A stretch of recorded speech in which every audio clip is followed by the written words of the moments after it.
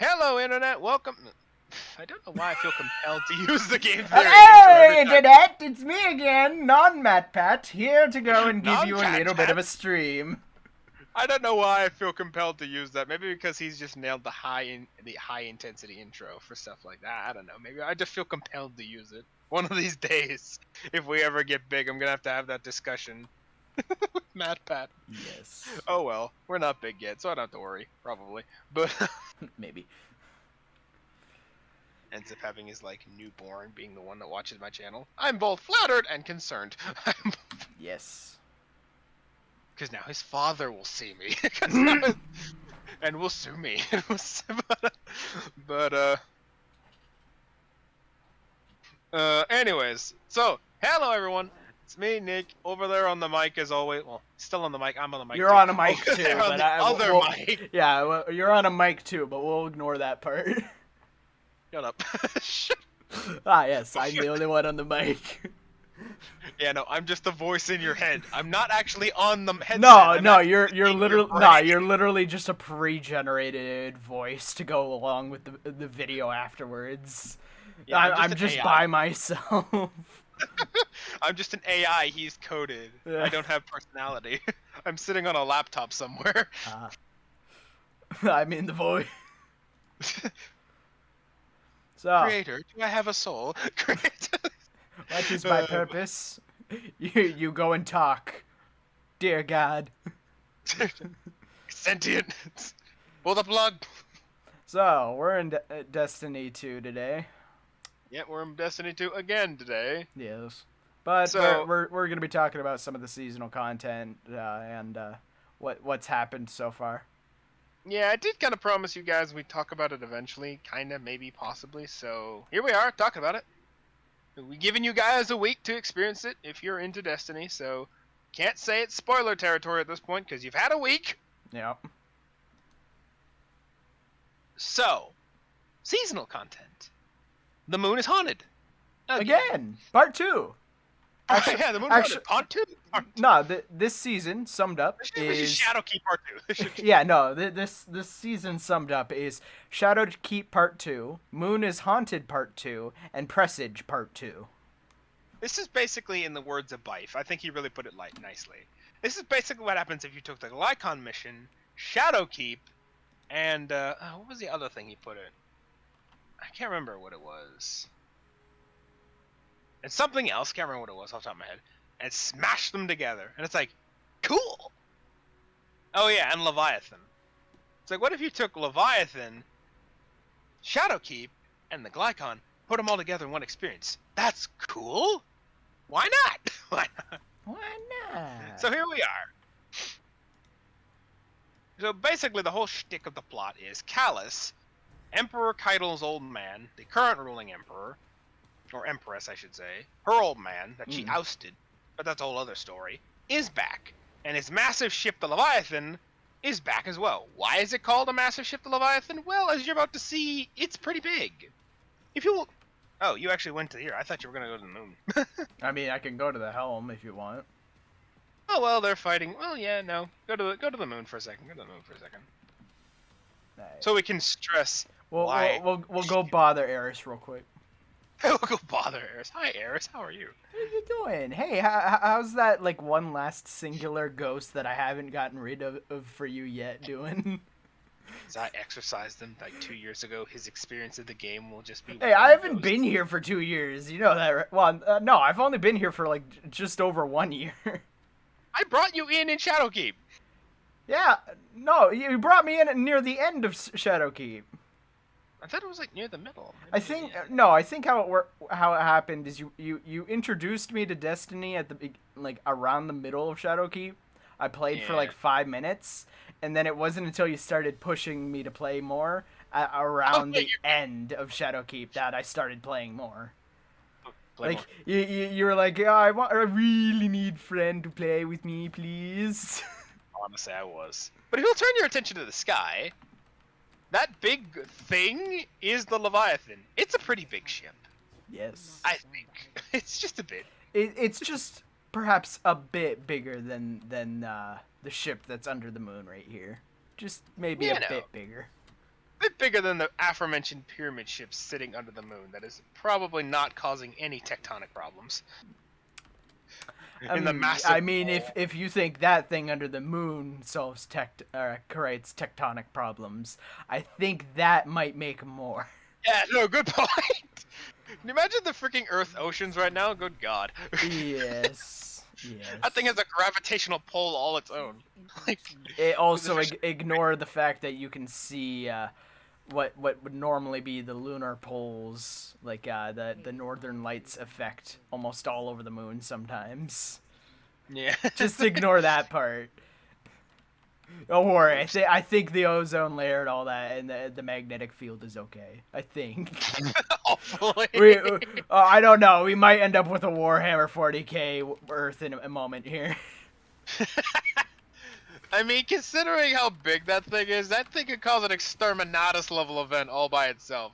For those who don't know, because it's been a while since Leviathan's been in the game, that is a massive ship, that has one very fun power to it. See that massive gaping hole that is currently filled with red for story reasons that we'll get into later? Yes. Yeah, well, technically that thing has the power to suck up planets. That thing literally is a planet eater. Which...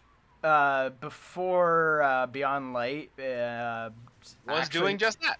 Well, yeah, but around Shadowkeep and before Shadowkeep, when Destiny 2 around the time it first came out and when Leviathan was first introduced, it was on not really on, but at Nessus. And when you looked at it from like Nessus, I don't know if you could see it from Nessus or not, but scale-wise, Nessus was a lot smaller than the moon, and the Leviathan looked pretty big. But if you look at this at the Leviathan and the moon from the helm, yeah, you get a pretty big you get a better idea that it's not as big as the moon. I mean, from here it literally looks like it literally looks like it could swallow half of the moon. Which, in fairness, it probably could. Yeah, I don't think so, because when you look at it from the helm, it's a lot smaller. Maybe a good chunk of the moon, but definitely not half. Like from this scale, not immediately. Yeah, no, not right away. Like no, from this scale, it literally looks like you could just ram it into the moon, and half of the moon would be eaten. The moon would be gone. Like, from its actual size, though, compared to the moon, it looks like it would take a little bit of work to swallow half of the moon. Yeah, no. The helm gives you a much better sense of scale in terms of them. So, anyways, the actual season itself, like I said, Moon is haunted, again. For those who don't remember, in Shadowkeep, which was the previous expansion dealing with the moon, where we went back to it, we met a massive pyramid, a massive alien pyramid ship, because aliens are creative and just make their ships giant pyramids. Yes. At least the Borg in Star Trek were making themselves squares, which I suppose is a bit more complex, but, whatever. Don't question our logic. It is perfect. Flying squares in space. Yeah, it's like the darkness. Our logic is perfect. Also, the Borg, literally designed to be supercomputers to go and do everything as efficiently as possible, makes a square ship instead. Honestly. What is it with quote-unquote hyper-intelligence and just making flying shapes?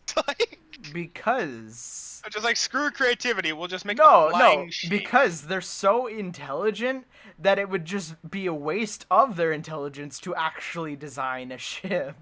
Sure.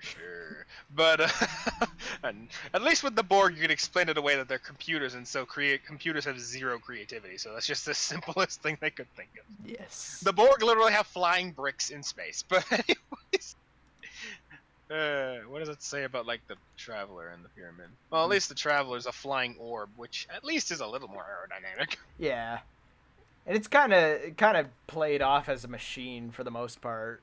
Like it kind of just plays more along the lines of it was just kind of created and just goes around and does whatever. Yeah. Like, yes, I dispo upon you, great power.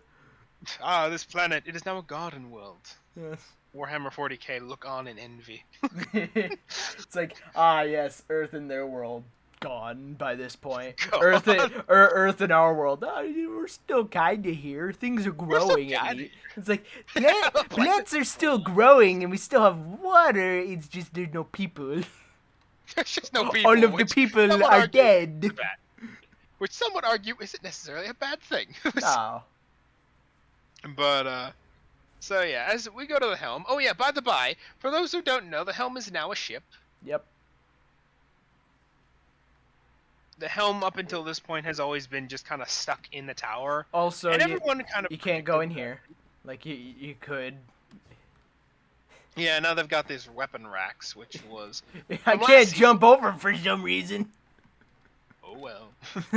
I don't know. But, it's just a funny little part right there. It's like, yes, invisible wall. And now here you get a better sense of scale. Yeah. So like it's not the size of the moon, but it's certainly got its just heft. Yeah, the proximity and how close we are. Which, mind you, if you were paying attention, you would have noticed that I don't know. If you look from that angle, from the dark side, it looked like the Leviathan was kind of hanging off of the side. You yourself, Nick, aren't really able to see, but I'm giving the viewers kind of a perspective here. The Leviathan kind of looked like it was hanging on the side here, and we were sitting right about there where my crosshair is, looking at it like that. And now all of a sudden it's over there. So, yeah. I think Bungie, I don't know. I think Bungie may be playing a little bit of a joke on us or not. I don't know. I mean, we don't really know exactly where Eris and the Witch Queen moon location is exactly on the moon. So it would be nice though, because I mean, there's a lot of like broken moon chunks bits kind of floating around. So it'd be nice if that kind of effect was put onto the moon here. But still looks nice. I mean, yeah, no. I would no. I like for what it is. I ain't gonna argue. You can barely tell it's haunted. Yeah. Yeah. Ignore all the spooky mist around the ship and all that. It's like you can barely tell the moon is haunted. Yeah. In fairness, the moon has historically never been a good place for Destiny. Like historically.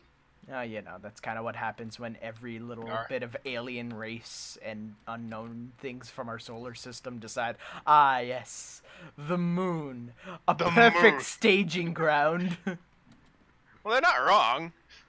It's not exactly far away. It's pretty next door, honestly. Yes. But it's like, let's see, we've got Dredgen Yor, the first Dredgen that ended up getting possessed on the moon. We got the massive genocide of thousands of Guardians at the hands of Crota that happened on the moon. Eris's fire team on the moon. In a very traumatic and horrifying event, we found the first pyramid ship that linked to the darkness on the moon. Yeah, no, I think the moon is just a regular bad omen at this point. Why are we here again? Why are we still here? Don't worry Why are we still at the moon? Why are we still here? So, Crow down here has a little bit of a friend.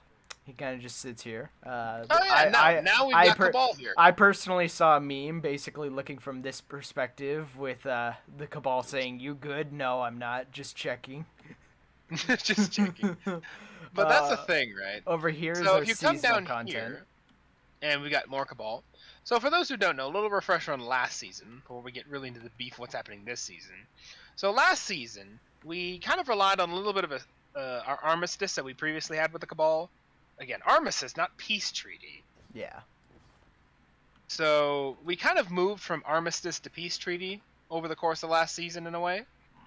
Yeah, it's like, more of a more formal alliance. Like, for like the Cabal Humanity storyline, basically, it's Season of the Chosen, a bit of a brief war scuffle, to okay, we're not gonna kill each other, to then no, it's Season of the Risen. No, Season of the Risen. Yeah, so Season of the Risen was when we. Yeah, the one we just finished. So Season of the Risen comes out, and then it's like, hey, we kind of have a neutral enemy. We could kind of benefit working together. And it's like, okay, well then let's start kind of making plans and working together and all that. And now it's like, okay, no, we really need to be working together. We're friends. The darkness is coming. We're all screwed if we don't help each other. Yeah. So it that's kind of how you sum it up so far with Humanity and the Cabal. At least the Cabal under Kytle's kind of. Yeah, the Cabal under wing. Keitel. We'll get to the rest under Callus in a little bit. Callus being the aforementioned father of Keitel, the former emperor of the Cabal, who got ousted by his own daughter, but that's a story for another day. They're not on good terms because of that, at all. Don't worry about that. The Cabal don't worry about silly things. They don't worry about silly things like politics. They just worry about guns and gunpowder. Yes. But, so yeah, now. But like I said, now the Helm is a ship. We always predicted, for the most part, that it would probably become a ship at some point, though from what I remember hearing, the popular rumor being bounced around was that it would eventually become a evacuation ship when the darkness finally came and, destroyed Earth, as everyone kind of predicts it eventually will. But no, we're getting it early. It's going to be actually like a massive coalition vessel. I mean, no matter what, the way it's playing, the Helm at this rate is going to become either one of two things. Either A, it's going to be like purely just a seasonal based location where all seasonal activities and all seasonal related content is kind of put into one location. It is, yeah, no, but it's going to continue to just be that. It's like all seasonal location and all that is going to just be condensed here. That way it's easy for players to get to. Yeah. Or somewhere down the line, it is going to kind of become the new kind of tower-esque type location, where at some point, if there is going to be a Destiny 3 down the line or something, this is kind of going to be where it's going to be. Where if Destiny eventually becomes universal type of thing, where it's like, there's more outside of our world than our solar system, or that's eventually as some people think, timelines, then yes, this is kind of where I think maybe that back area will open and like the entire tower will be like the upper portion of the ship, and this will be specifically like a sectioned off like the helm area, like the command deck where we do the seasonal stuff. Maybe I can see that happening. Yeah, there's an idea, Bungie. We'll give it to you for free. Yeah. Well, that's unless they've already thought of it and we're just kind of thinking about it now. Yeah, no, fairness. In fairness, we don't particularly know when it comes to that part, at least. But it's all guesstimation at that point. That's kind of what's going on here. You can come here for your bounties and whatnot for the seasonal activity, the quest stuff that pretty much every season's kind of had you go to the main podium for, and then it's like, here's some dialogue, and then off you go. To put it more, shall we say, detailed than my associate, who's like, bounty's going. But bounties, so hunting, killing, moving on. Of course, that's from the mind of a hunter. But so basically, the logic of this season, right, is a Leviathan's back, and the aforementioned pyramid on the moon, which was back in Shadowkeep, Callus, the aforementioned deposed emperor, is trying to connect with it. Yeah. So he's trying to like link his ship with that ship. Yeah. Through and basically darkness magic. And I'm guessing what's been happening is the pyramid ship is either trying to get him to go away by sending all of the haunted ghosts, which are also a defense mechanism of the pyramid I believe ship. He's bringing them there. Yeah, it's like either the ship's trying to defend against him, or the ship's kind of trying to protect Callus. Honestly, I believe at this point the logic is that he's found some way to connect with it, so he's got possibly semi-control over the ship. So he's bringing all these nightmares back to the Leviathan, and he's using them for some purpose. We still don't know what that purpose is, but he's got this connection, and he's bringing all these nightmares from the moon that, as my associate mentioned, were made by the ship, as we now know, the pyramid ship that is, as a defense mechanism, and he's actually using them, this time with actual intent and maliciously, on the Leviathan.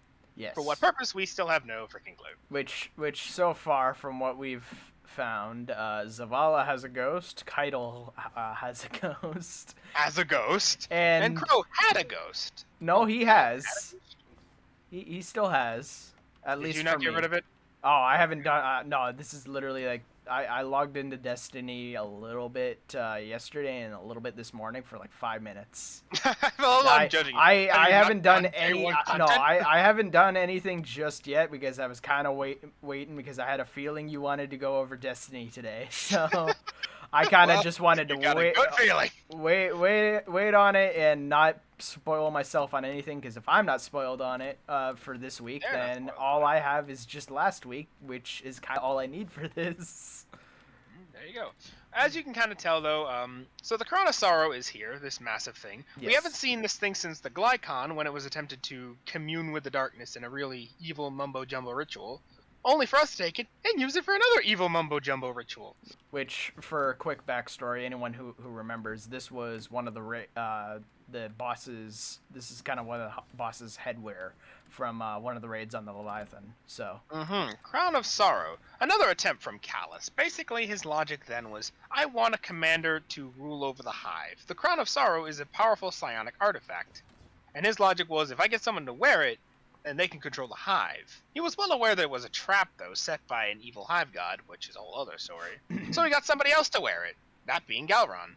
He lasted, I believe, under the Crown's influence, about 5 seconds. Yes. Historically. So as of currently, Eris kind of set up a link to herself in the Crown, and us as well, with Crow and Zavala, kind of assisting her while she ominously says the Crown serves a new queen. So, yeah. New witch. Yeah, close enough. Well, the logic was... Well, was it a new witch or a new queen? Because I feel like it was a new queen. No, it's new witch. Okay. But, which is even more ominous in fairness. Yeah, no, still, no matter what, the ominism is still there, so... But the point is that full seance mode happened, and we're trying to use this ritual as a way to break Callus's hold over the pyramid for reasons we still do not know. We don't fully know, but what we do, but what we do know is Eris has sent us out to the Leviathan. Our objective: kill nightmares. What are we killing them with? A combination of Hive and darkness magic, which allows us to kill and then seal the nightmare into the Crown. At which point, we don't really know what happens. Well, all I can really do to sum it up for you is we're kind of just feeding the Crown energy, really. That's kind of... And that's why I'm here. Well, no, Eris hasn't said anything that she's doing. I mean, she said that she's going to use the Crown and the nightmares to go and help stop what Callus is doing, but we don't know in what manner and how. The logic is that we take the nightmares, right? And you can't technically really kill a nightmare, considering they're just phantoms. But you weaken them enough to capture them, type of thing. So Ghostbuster logic. Yeah. And since the Crown is a psionic prison, as was used on Galron, to great effect, we're going to now use it to hold all this nightmare energy in the Crown. Kind of like a giant evil battery. What are we going to use that energy for? Well, apparently, not Keitel. That'd be funny, though. Eris knows of a Hive ritual that she can invoke that will allow us to slowly sever the connection held on by Callus to the pyramid ship, using this evil nightmare energy. So we're basically using the ghosts as power to fuel an evil ritual. Cool, right? Side question. Plus, she's also using it to research the nightmares, but anyways. But, no, side question. One, how does the Hive know how to have an exact ritual to break a connection with a ship? AKA... She probably made it a little bit herself with help with Tolan. Okay. But... Well, we don't know Tolan's involved, but it's kind of second question. Why did she make something like that so specific all of a sudden? She probably made it this season. Like, I'm sure that there's some... Or she's working on it at the least. Yeah, she's working on it. Okay. I mean, I'm sure this is a work in progress. I'll say it for what it is. If she's already have something like that kind of set up and she just needs the energy to do it, I'm going to be more suspicious. But if she's working on a spell to do that, then okay, we're fine. She's even kind of learning about the actual results of the ritual this season as she's going, but you haven't played that part yet, so you don't know that. Well, technically... So she's even kind of surprised with the results herself. Yeah, no, technically the first time is a small attempt, and she learns a little bit, but she learns more along the lines of, like, how to successfully do it and whatnot. Mm-hmm. Like, the first week is kind of just how do you need to behave in order to actually successfully do this? Mm-hmm. This week I guess, is you do it. do. And I won't succeed. spoil the result for you, which yourself is I actually mean, surprised by. technically, you've in a way already spoiled it, but Oh no, I haven't gotten the good part out yet. you spoiled a little bit of it. A little bit, but I haven't told you the good part. You gotta figure that part out yourself. I haven't told you the best part yet. So anyways, we've got the crown sectioned off in this quarantine area, which am I the only one who thinks that the Stranger Things here, like if you look up there, it looks like that one moment where they're just letting everything overgrow past the curtain and they're just burning it occasionally. No, it's like, it's fine. It's fine. It's literally like test subject 381, please touch crown. Please touch crown. Anomalous properties, don't touch crown. Don't touch crown. Literally Evil just Hive like, artifact. what is its anomaly? Just don't touch it. Don't touch it. It's an evil crown. Don't touch it. But yeah, no. As of the moment, that I guess covers both the first 2 weeks of this season. Clearly, our objective is to rid next Zavala and Keitel of her ghost. I guess Keitel is eventually going to be like, okay, guys, yeah, I know I didn't want to work with you, but I kind of have a ghost problem. Shouting in my ear. Yeah, it's like, I'm kind of terrified now. Please help me. Well, that's the thing, right? Once you get rid of Crow's ghost in a method I will not specify for story reasons, because it's only been out for a day, we move on to Zavala's ghost. And Zavala, for those who don't know, had a wife back in the day. She was a regular mortal, though, so she died. We don't know how, though. She could have died from old age, she could have died from something else, we just don't know. Yeah, it's like, it could have been the Red War, could have been before the Red War, could have been some kind of attack, could have been not some kind of attack. Like, we do not know. I think her relationship was during a dark age, so... Okay. Well, then again, humans were gifted a 3 or twice long lifespan by the Traveler, from that image, from the image I've seen of Zavala and his wife, I'm willing to bet it probably was at least a fair bit before the city, or at least during the beginnings of the city. Because Zavala in his armor right now is like very big and beefy, but in that image he looked, not big and beefy, not not casual normal Titan like. Yeah, no, it's like just not a casual. Like you kind of, it's like not the casual normal tank. You just kind of look like a casual normal person who you wouldn't even know was a tank.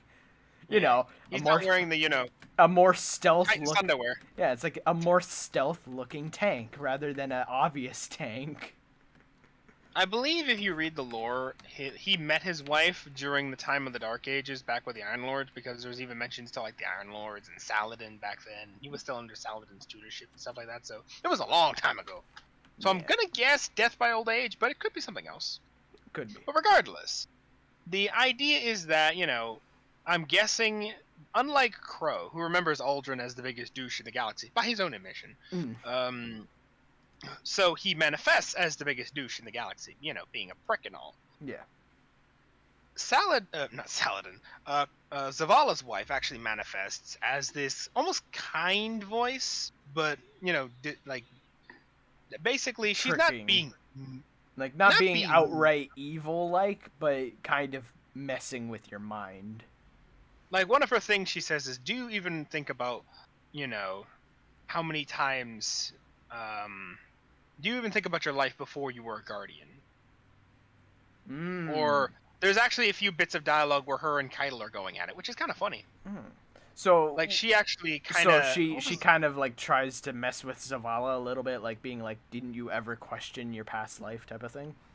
Not that. The way she meshes with him is how's the one line that I really like, where she basically says, how many guardians have you led to their death to prove your loyalty? Do you even know? Where she's like more messing with Zavala than us, if anything else. Unlike Aldrin's ghost, who was just kind of like normal douche to everyone. So it's kind of like a reminder of everything Zavala's lost and his self-doubt of like his role as a commander and all that stuff. Oh, there you go. And his it makes him questioning I led all people under my command to their death, The normal weight of a command. Yeah. So everyone's kind of wondering when Goal's Ghost finally comes around. We get dialogue with Goal's Ghost. Oh, that'll be so fun. Because this one even mentions, like, there's a line between her and Keitel where Zavala's depressed and everything, and Keitel's trying to cheer him up, right? Yeah. And his wife's ghost chimes in being like, you can't get him to smile. It's difficult, I know, I've tried. And she's like, oh, but I've seen... He's like... And she goes, he takes off the Saladin that way. And Keitel's response is, oh, but I've seen Saladin smile. It's magnificent. So, it is kind of funny to see that, like, back and forth between Keitel and... It's like, I've seen him smile. It's magnificent. What? Yeah, she's like, you can't get him to smile. He takes after Saladin that way. And Keitel's like, oh, but I've seen Saladin smile. It's magnificent. It's like, ah, well then. Creepy. So... It's less creepy than how I tell it, in fairness. But, there's actually these funny moments where it's like, Keitel's defending Zavala, like, fiercely. Like, almost, like, by reflex. And everyone's like, oof, defending her, man. Oh, there you go. But, anyways, so everyone's wondering what it'll be like when Goal's Ghost finally comes in. Will he just be shouting at Keitel being like, how dare you partner with humanity? Or even better, hey Guardian, do you remember when you killed me? I remember when you killed me. Remember that? Remember that? Remember that? Remember the Wet War? I remember that. Yeah, remember how I took you and everyone in News Light and, you know, tried to kill them and then tried to act like a god and then got beaten down by basically your god. Yeah, honestly. So it's going to be really fun when his ghost finally comes around. I can't wait to hear that dialogue, nor do I think anyone else can, because I hear that comment a lot pop up, being like, ooh, Goals is going to be fun. But, so yeah, everyone's haunted by their own personal nightmares this season, courtesy of Callus and his Leviathan. Ironically, so is Callus if you play the new Duality raid, where you kind of go into his mind, real Persona style, and, like, see his regrets and everything, which, as it turns out, Keitel is his biggest shame, which... That and Galron, for some reason. Oh, no, not really Galron. Galron was an experiment that really ended up failing. Ah, and I just did it again. Did what? Throw the healing grenade. For those who don't know... So basically, quick backstory for me. Recently, a little bit ago, I decided, okay, you know what? I'm going to mess around with a healing grenade, see how it works out for me, because it's like, I have that option. I'll use it. For quite a while, I was actually doing well, because I was worried I was going to throw it at enemies every 5 minutes. For a good while, I didn't throw it at any enemies. For the most part, I was using it as, you know, you would, as an emergency tool in case if you really needed it. It wasn't until yesterday, where I was doing some last minute bounties, that all of a sudden, let me just keep throwing this at enemies, and I just, you know, you witnessed me do it again. That's the thing, you have to consciously remember, you're like, oh wait, this is a healing grenade. Yeah, this is is a utility tool, not an attacking tool. I mean, not like this. The healing is not as rewarding as the hurting, but not like this. Not like this. You know, I'd laugh even more if it actually did heal an enemy. If you were like that. That person would actually be funny. No. Can you imagine if you did that on a raid boss? Your entire team just looks at you like. You just see you just see the raid boss go up like 5% health. It's like, my God. Immediately kicked from the raid team. Never again. Do not go around this person. They heal bosses. So that's kind of the season in a nutshell. You're exercising monsters, or nightmares I should say, to stick in the crown of sorrow. So Eris can power her exorcism ritual and break the link between Callus, the Leviathan, and the Pyramid Ship. Yep. There's also this interesting hint in the Duality dungeon that he's ascended and that he's possibly shed his flesh. We do not know what Callus would look like. We honestly still do not know what he looks like, even though he's been in the game since D2 Vanilla. He has always been this enigmatic character, always speaking to us either through proxy or through his mechanical robots. Literally, he has robots of himself. Yep. Now, because of the power of the darkness that I'm guessing that it gave him, he's now just speaking telepathically through, you know, everywhere. Or the speakers that I do not see.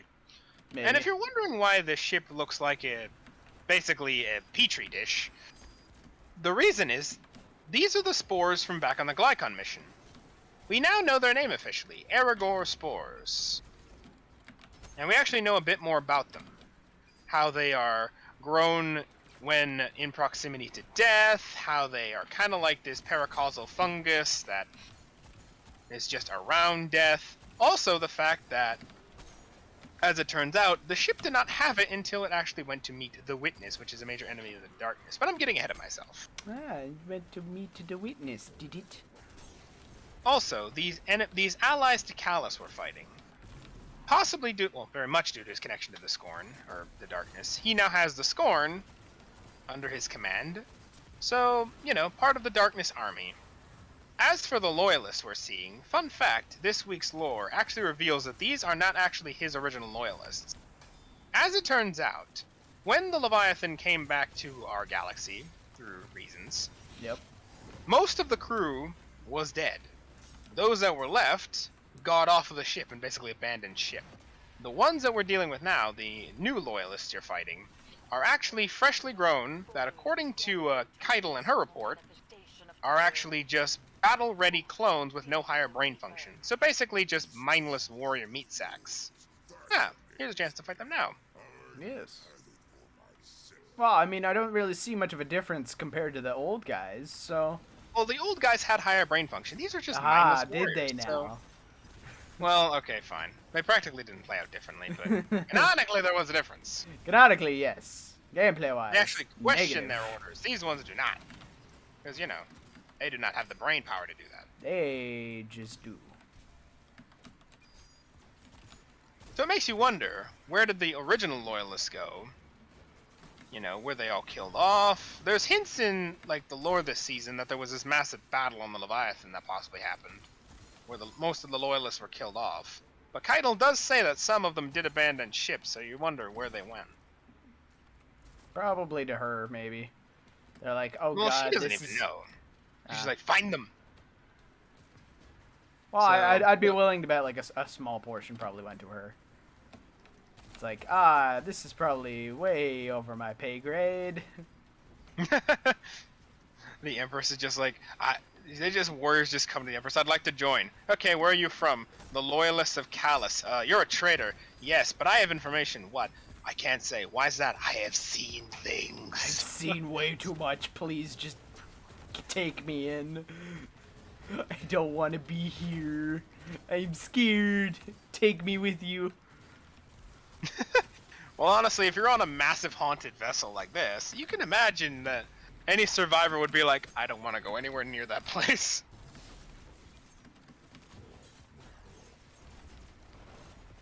Oh, there you go. But anyways, that's the gist of the season lore-wise. Obviously, there's a lot more nuances and story stuff to it, but we're going to cover a lot more than just the season this week, or in this week's report. We're also going to cover a few of the new... you want to cover Solar 3.0, or you want to just cover stuff I would say we should Rift cover... and stuff like that? No, I would say we should cover Solar 3.0 real quick. And then we'll cover Iron Banner. So, real quick, with Solar 3.0... massive reworks to both hunters and especially warlocks have happened. All across the board, but it's more prominent. Yeah, I wouldn't say it's more prominent. Well, no, you'll notice reworks for Titans as well, but they're not as drastic as for warlocks and a little bit for hunters. Hunters have some completely rework when it comes to some other changes. Warlocks, on the other hand, are completely reworked. So yeah, we got a new snap, which everyone's referring to General Mustang. Yeah. I got them full metal snap. I'm an alchemist now. So there's that. I'll let you speak on behalf of the warlocks because you yourself. We don't have a Titan, so we can't speak on behalf of the Titans. I don't really know much. All I know for sure is more fire. Really, that's just in general though. Yeah, but no, that's how it's been described to me by someone, is just more fire. More fire has been introduced for Titans. So in the general gist, the Solar rework has added but more functionality to the Solar class. They've added the element of Scorch and Ignition, which allows you to cause damage over time to enemies through Scorch, through basically causing burns, and Ignition, which allows you to literally cause your enemies to explode. Not necessarily killing them, but just randomly explode. Not sure how canonically someone can explode and survive, but, you know, space logic, right? Don't question it. But that's a thing now, so that's kind of been reworked. And they've added that. They've also retroactively re-added the feature to some weapons that are based on the solar class through the use of things like catalysts and stuff like that. As for the actual classes themselves, Bungie originally said that they were looking for the archetypes you associate with each element when they were reworking them and kind of adding that into the elements. So with things like fire, obviously you think of things like, you know, blazes and scorches and I am trapped and things like that. But also healing, which is a big thing for Destiny when it comes to solar. So what they've added in terms of that is not only have they added the aforementioned scorch mechanics, which plays into the whole blaze bit, I'm trapped again, but they've also added a function called healing grenades. For those who don't know, the Reworks 3.0 across the board for every class. They're trying to make all the classes more ubiquitous. So before, you had certain classes that had certain grenade types, certain supers, and certain class abilities. That was unique to them. Everything else was kind of shared around. Now, they're keeping class ability specific to each class, because duh, as well as supers, because, well, we need something to make it unique. And why is that's my mouse is dead. But now they're like, okay, we're going to share the grenade types around. So now everyone can use everyone else's grenades because, I mean, they're not really tied to everyone. Yeah, no. And canonically, technically, there's no difference between lore-wise, isn't it like the Warlocks taught the Titans how to, like, kind of perform a hover and all that? Yeah, I believe so. So lore-wise, it makes sense that, like, over the years, the Hunters taught the other two classes how to use some of their grenades, and the Warlocks and Titans. Like, it makes sense. It makes sense. Because technically, lore-wise, if you look at continuity, it does make sense. Because technically, there is really no difference fundamentally between one Guardian and the next outside of preferences for abilities and tastes, right? It's not like saying that a Hunter couldn't use, like, a Titan bubble, canonically. They could if they learned. Yeah, they just don't use that because it's just not their thing. No. Like, lore-wise, every class could technically do every other class's things. It's just it would require the other classes to teach them. Which not all classes are willing to do for obvious reasons. No. But I mean, ironically. I'd be willing to bet that there would be some who would be like, yeah, no, I'll teach you. I mean... Stop running. Stop running. Stop resisting. Why are you running? I literally saw that meme yesterday. Why are you running? Why are you running? Every Scion boss ever. Why are you running? Why are you running? Come back. So yeah, I mean, there's literally, like, lore for, like, Dark Age Guardians like the Drifter, who existed before the Guardian subclasses became a thing. Of, like, him using Golden Gun as well as, like, Nova Bomb on occasion. So yeah, no, like, if someone had learned it, then it would make sense. So yeah, it makes sense why every class would use every other class's grenades. There's no real issue with that. Because it adds more ubiquity to the classes and more utility, right? Because obviously there's only 3 classes, and some people choose, like me, not to just play the other classes. Yeah. So it gives us more playstyle and diversity. Obviously the class abilities are going to stay unique because that's kind of the whole point. But also the supers, which are kind of the main focal points of the classes, right? That's kind of the big thing, right? If they made those ubiquitous, there would be some issues. Why play Hunter when I can just play Warlock with a Golden Gun? Yeah. Warlock with a Golden Gun, oh no. Pretty much. That would be so terrifying. it makes sense why gameplay-wise, at least, they don't give everyone, like, each other supers and all that. But lore-wise, it at least makes sense to, like, gain their grenades, and maybe somewhere down the line, maybe some form of their melee or something. Like, where somewhere down the line, the Titans and Warlocks are able to use something kind of similar to knives, and maybe that's a possibility. It would be interesting. It'd be interesting mechanics, but as of right now, the 3.0s are mainly just revolving around, you know, updating everything. But So anyways, back to the whole bit about grenades that I was going on about. Rambling done. I started rambling there without even realizing it. Usually I realize when I ramble. Well, what are the main Warlock changes? So, before I go into it, one other thing they've added, which is, I think was a little controversial at first, is the use of healing grenades. Like I said, Bungie looked at each class and goes, when we're reworking it, we're going to add more features, and think, what are the things you associate with this element? Like I said, for obviously solar or fire, they thought, okay, Scorch, obviously, but also healing. So one thing they added outside of it was also increased functionality for healing, as well as every class's ability to use a new grenade, which has never been seen before, outside of the regular grenades from other classes, the healing grenade. Which, at first, I was a little angry about being Warlock, because our whole shtick is healing. Yeah. But when I think about it, it's not really a terrible idea, because as our dear editor Justin has showed and co-host, you have to literally give up the ability to use offensive grenades to use healing. Plus, you have to use solar to just run the possibility of the healing grenade at all. So you're stuck to both an archetype and a grenade type. And I mean, at least in my case, in a hunter's case, which I'll get into, it's not as big of a drawback as long as you have the right setup. So, as I'm currently demonstrating right now. So it is useful, and I'm not against it now that I think about it too hard. Now that I've had some time to think on it. Because Warlocks will always have their healing riff regardless of what class they do. Yeah, it's not as dramatic as Devour. Yeah, no. Like but that's a whole other Devour was like really just a passive ability tacked onto something that you did. While but I guess this is like an active thing that you do. For each class, I'm guessing they're like, okay, you were originally the Devour guys. For Warlocks, you can use Devour way more easier. And in the case of Hunters, you guys were invisible, so you can go invisible with Void a lot more easier. And Hunters, you used Overshield with Void a lot, you can use Overshield a lot more easier. Not saying the other classes won't be able to do it eventually, but they'll just have a lot more difficult time doing it. Like, there's literally an aspect, which is the customizational aspect for the 3.0 reworks for Void, that allows anyone who just does a finisher to go invisible. It's nice, everyone can go invisible, but you need to finish someone to do it. And that can be quite difficult to set up depending on the situation you're in. Whereas Hunters can just use it with their aspects, I believe. They can still dodge and just go invisible. So, yes. Yeah, when it comes... Depending on who you are will depend on how easy you have a time for things. Yeah. So, there's that. Warlocks can't still use Overshield, but that's beside the point. Well, no, technically you can get Overshield.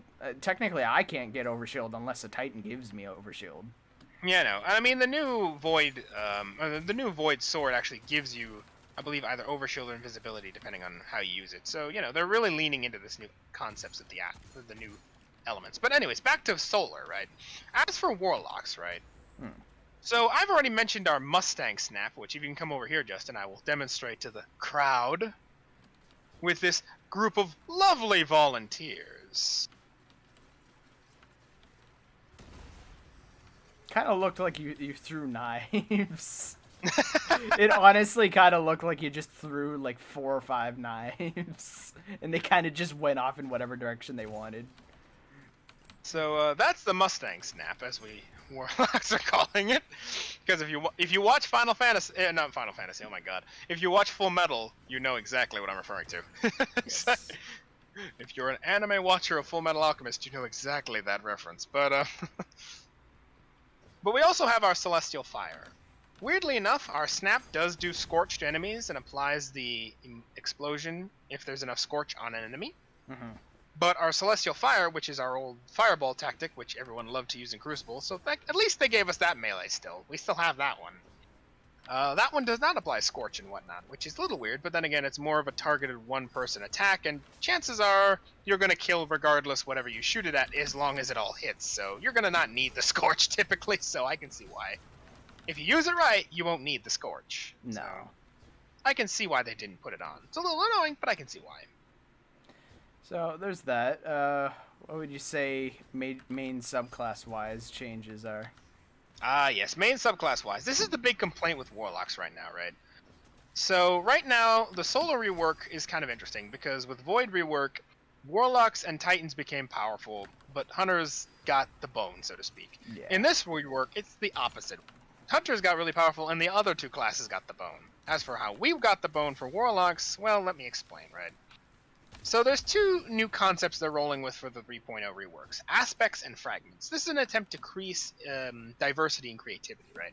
Which was very limited with the 3 subclass trees. Yeah, you had like you wanted a certain super, or you wanted like a certain tree, but you didn't want the super.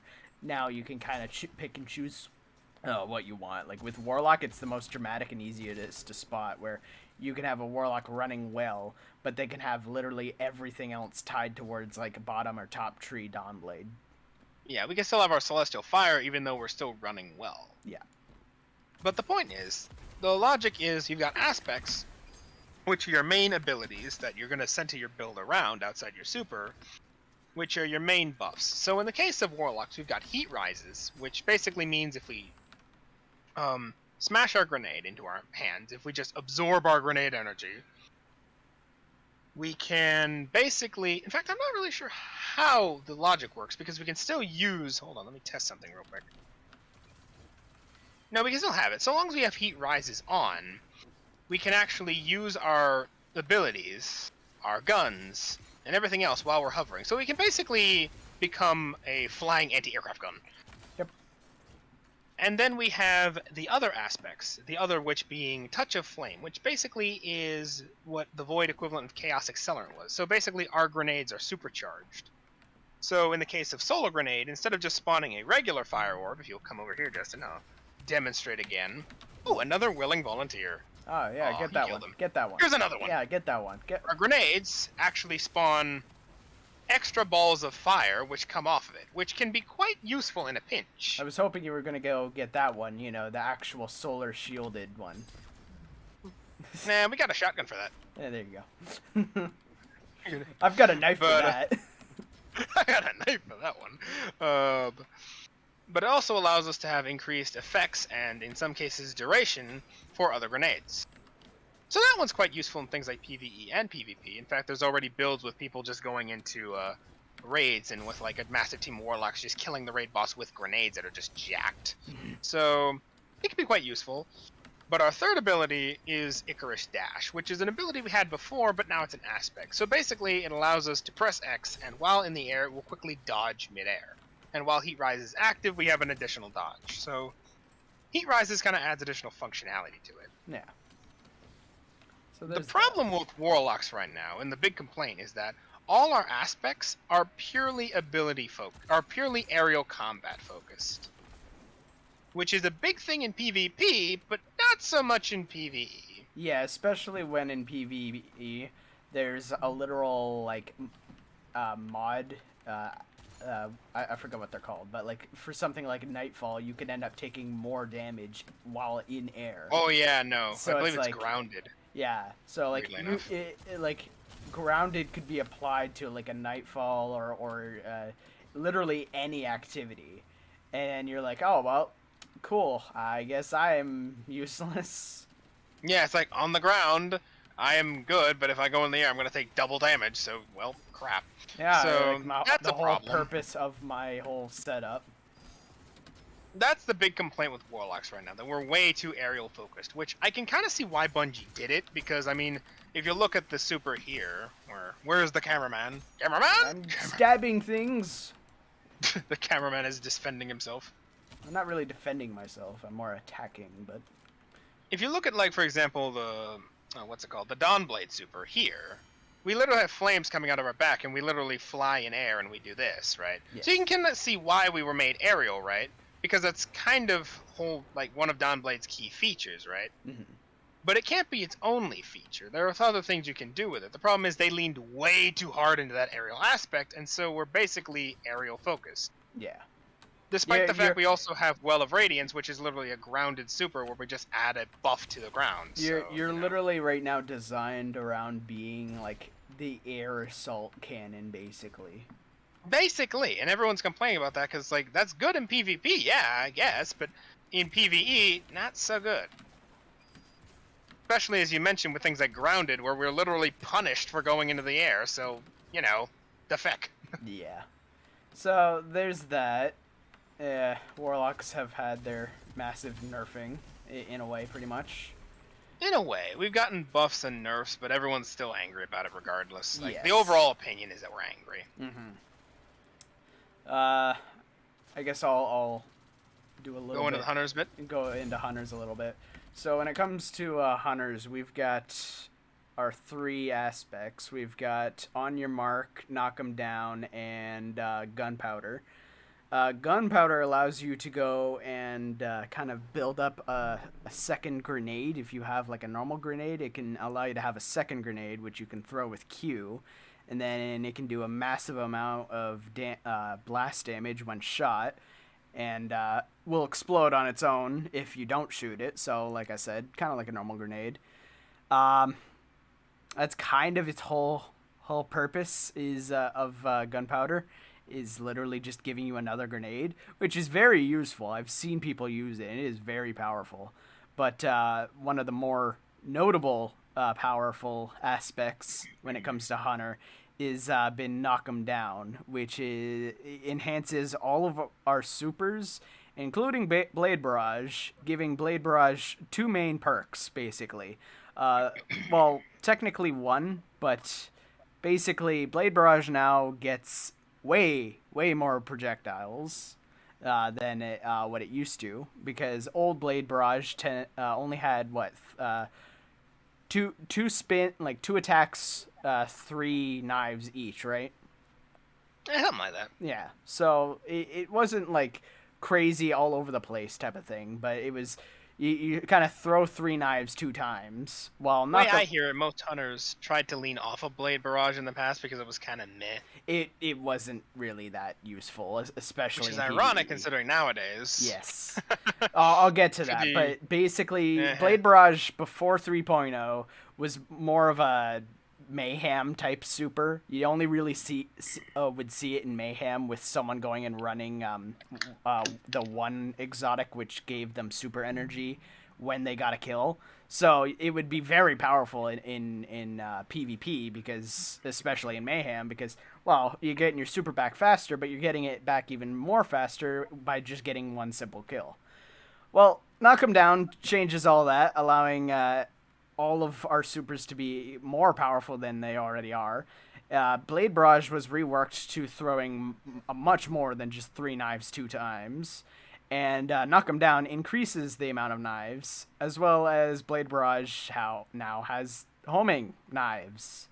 Let's see if I can quickly find something. There we go. There's a few things. There's a group of volunteers for you. Yeah, there's a few things down there. Volunteers. So basically, I'm all the way over here. Let's Okay, well apparently there's no apparently there is no homing in PvE, but there is but you just look like an idiot to these. Okay, well I've seen people testing with That's all the supers. That's probably an exotic that has that fact. No, I've seen it. It's even happened to me in PvP. So I'm guessing the homing projectiles is PvP. My guess is after a certain distance. Like, from what I hear how homing works is after a certain distance it stops tracking. Probably. I might have been just out of the range. But, yeah, nonetheless, there's homing knives now, as well as you throw more knives. So, in other words, Blade Barrage was literally buffed to be OP. Not only that, but Blade Barrage can do a massive amount of damage to bosses now. And another perk, which I can get right here, is the Radiant perk, which every time for me, at least with my build, every time I hit something with a knife, it kind of shoots a burst of light off of me, which gives me Radiant, and anyone who's around me at the moment will also get Radiant, which side note, is a new ability they added as well, or yes. A new aspect of Solar as well. Yes, they added it in mainly for hunters, allowing us to go and give a damage buff and I think a reload buff. Help me out with that. Is it a reload buff as well, or because I know I think you know that better than I do for hunters. Yeah, I know we have Radiant. I know for me, I can go and get a shot, and I can get on your mark, which is the other aspect that I went and told you about. On your mark is mainly a gunman based aspect. So it's good for me. Precision final blows gives me and nearby allies on your mark, which gets stacks up to 3, which increases reload. So if memory serves, Radiance boosts your gun performance just overall. Yes. So. And then on your mark will boost that even more, as well as on your mark with a weapon like Ace of Spades, which reloads faster the more kills and whatnot you get, the more precision kills you get. It starts to reload very, very quickly, let's just say. So, in other words, Hunter, for the most part, I haven't played with too many of the fragments. Most of my fragment play has been around what gives me the most points in my stats. But I have messed around, which is kind of what I've done with all of my subclasses, Void and Stasis. But my Solar subclass, I've at least gotten Ember of Touches, which this is the one that on powered melee attacks grant me and nearby allies Radiant. For some reason, having this aspect, that aspect alone, or maybe another combination of aspects, I haven't fully tested with it, but that aspect is one of the main reasons why I can go and take my knife, throw it at these 2 Cabal, kill one of them, and have my knife back, kill the other with a knife, and get my knife back again. In other words, I have infinite knives that I can throw at anything and everything, which goes back to what I was going to say earlier. I could have a healing grenade, and it is very useful, but I don't need to worry as much because I've got basically infinite knives so long as I kill something with said knife. Which is why everyone's currently saying right now that hunters, at least as far as Solar is concerned, are overpowered because... Just a bit overpowered. It's ironic considering that it was before, as you said, all hunters were like, Blade Barrage is mine. Now they're like, Blade Barrage is overpowered. Blade Barrage was the... Before Solar 3.0, Blade Barrage was used sometimes on a boss, but you'd most of the time find a Celestial Nighthawk Golden Gun Hunter. Mm-hmm. Well, Golden Gun has been reworked, mainly only one of the Golden Guns. So when it comes to Golden Gun, Marksman is basically plays the same as it did. It's a 3-shot, very powerful hits, but Deadshot has kind of been nerfed. Not massively, but a small nerf nonetheless. The difference between Deadshot and Marksman is that Deadshot's a 6-shot, while Marksman is just a 3. Marksman does more damage than Deadshot, but Deadshot, has its 6. Another perk that Deadshot had that Marksman didn't back before 3.0 was Deadshot could actually be used to kind of clear out an entire room of enemies, PvP or PvE. If you were fast enough with your shots, you could go and kill an enemy and gain your shot back. So if you popped your super, killed an enemy, you would still have 6 shots. The super would still go down, but so long as you kept killing enemies, you would still have another bullet in your kind of gun to shoot. That's no longer a thing. Both Deadshot and Marksman are basically the same now. The only real difference is one does slightly less damage than the other, while it's also having 3 more shots than the other. So in other words, there's no real difference between the two besides one being more damage and the other being more ammo. My guess is one was built for single targets and the other was built for multiple targets. Yes, that was literally how it worked. You would run Marksman and Celestial Nighthawk to be able to do a massive amount of damage to a boss.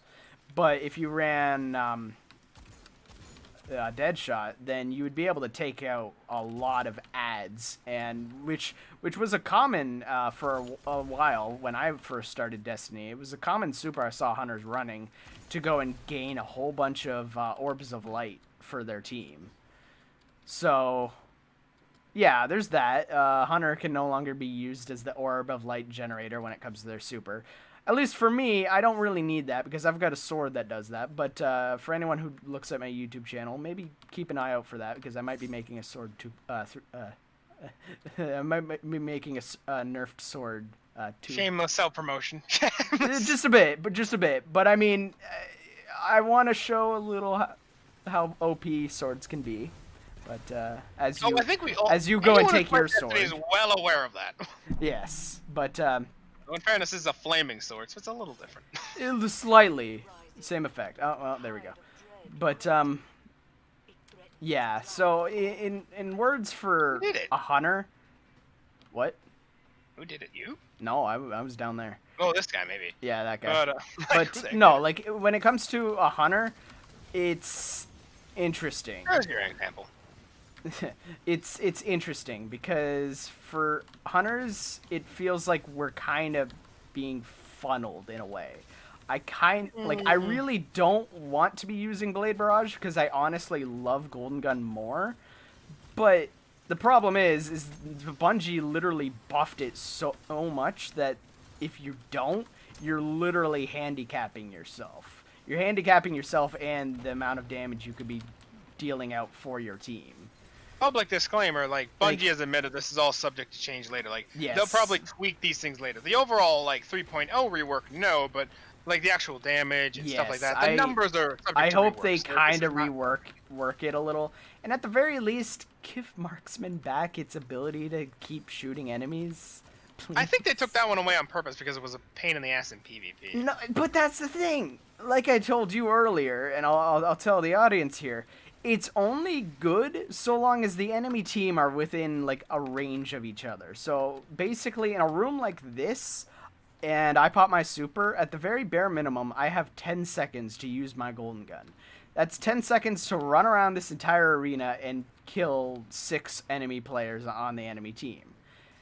If all of them were funneled within this area right here, it could be done. But if they were all over the map, then I'd be lucky to maybe get 2, maybe 3.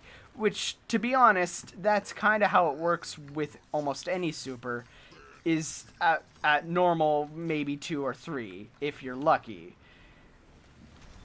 Well, I mean, like I said with Rift, as we'll cover later. Yeah. I can see why they did it, because everyone's going to be rushing towards you, and if you're covering that one player, great, you just wiped the enemy team. Yes, but I'll quickly make a small point. If you're literally rushing the objective point blank, not really thinking about the fact that, oh, there might be enemies there, that kind of seems like a you problem.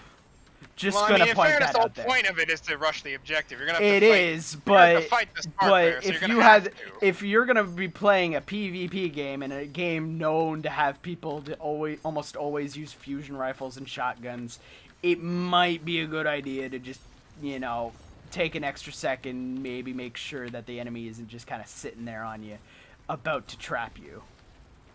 But I mean, they're gonna do that regardless. Yeah, so. Yeah. No, I mean, I'll admit I'll do that in almost any game, but that kind of is a nice transition. I will say it for what it is. But yeah, no, closing that's Hunter for the most part. We've just been buffed like hell, but it kind of sucks that you can't really use the supers that you would like to use. Instead, you should use Blade Barrage, because if you don't, you kind of just it's one of those things where it's like you better be. It is still funny hearing that being like we're very like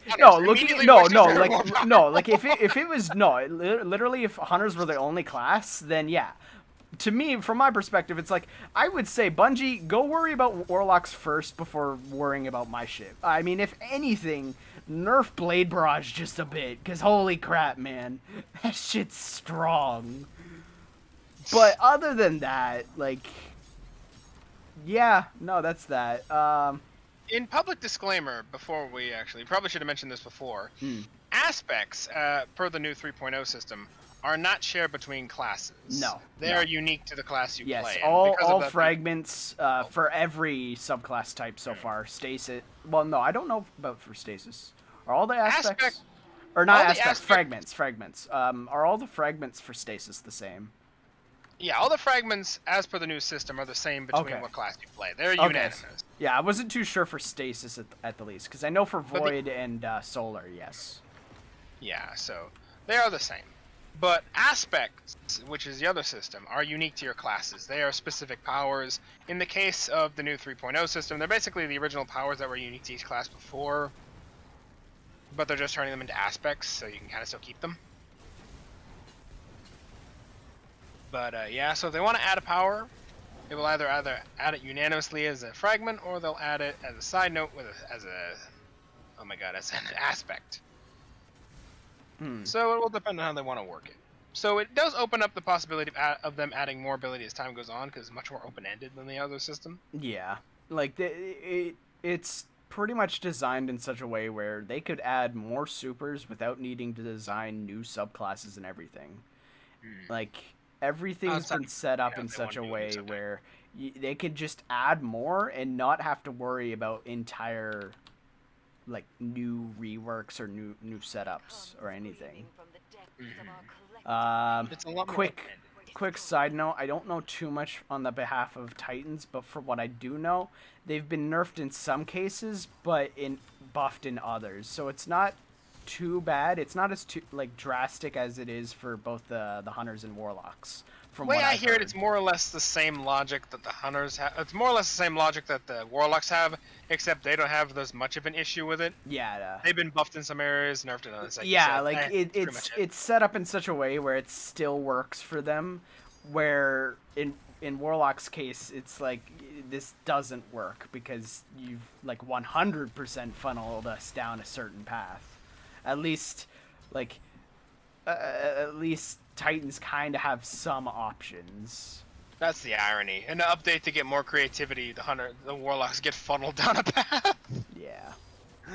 There goes the creativity aspect, right? But anyways. But yeah, there's that when it comes to Solar 3.0. Which is a nice transition into Rift, which honestly we probably should be playing Rift to talk about Rift, but we can do that after. I don't have it right now. I love it. I haven't even talked to Sal. I don't want to play PvP. Don't make me. when the hunter doesn't want to play PvP, PLV, who are you? What are you? Yeah, honestly, I was literally on a team yesterday as the only warlock in a team filled with hunters. Yep. So it's like, I am not I'm a PvP guy, but only in certain circumstances. AKA, the game doesn't feel like I'm getting a crapshoot put on me. But that just comes down to if you play the meta exactly as the meta. Which, let's be honest, who doesn't play just the meta? Yeah, come on, guys. League logic in a nutshell. Play the meta. I swear to God, if you don't have your perk deck maxed out right now. I swear, if you don't have the stoic deck perk maxed out with 3 crit hit chances, max out right now. But honestly, yeah. So after this, we can maybe play Rift to talk about it, because I feel like that would just be on brand. Well, we're kind of going past. We're kind of going past an hour, so I'm hoping you've played it at the least and can. I have played quite a few rounds of Rift at least, so I can't start talking about it now. I just felt like it would have been nicer to play it, but we spent a little too much time talking about the Solar 3.0, which in fairness is probably the bigger stick with this update, so it's not that bad. Like here's a quick. I don't know if this is a hot topic. I mean, I only think it'll be a really hot topic. Rift is a hot topic, that I can tell you. Well, no, like by hot topic, I mean like people get upset if I say it doesn't matter as much.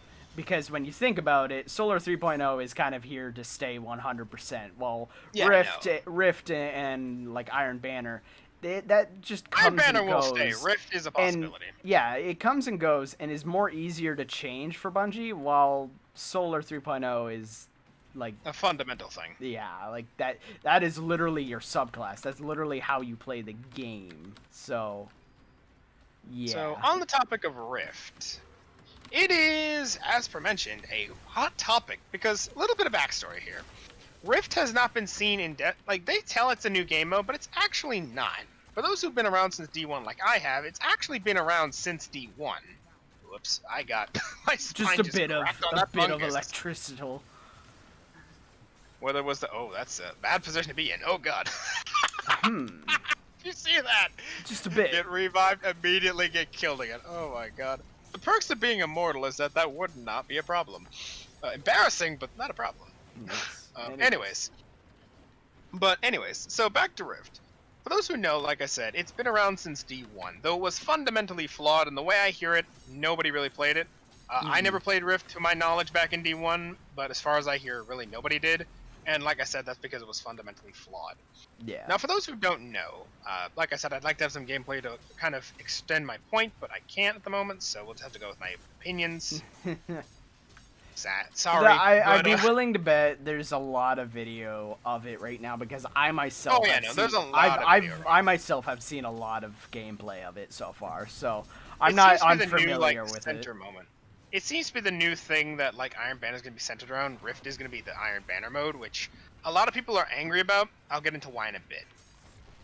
So, anyways, Rift, like I said back in the day, was fundamentally flawed. Basically, the logic of Rift is, you ever had a game where you have to play the objective, you know, capture the point, stuff like that? Oh, you mean capture the flag, push the payload, capture the center payload control more than point. anyone else, I would say.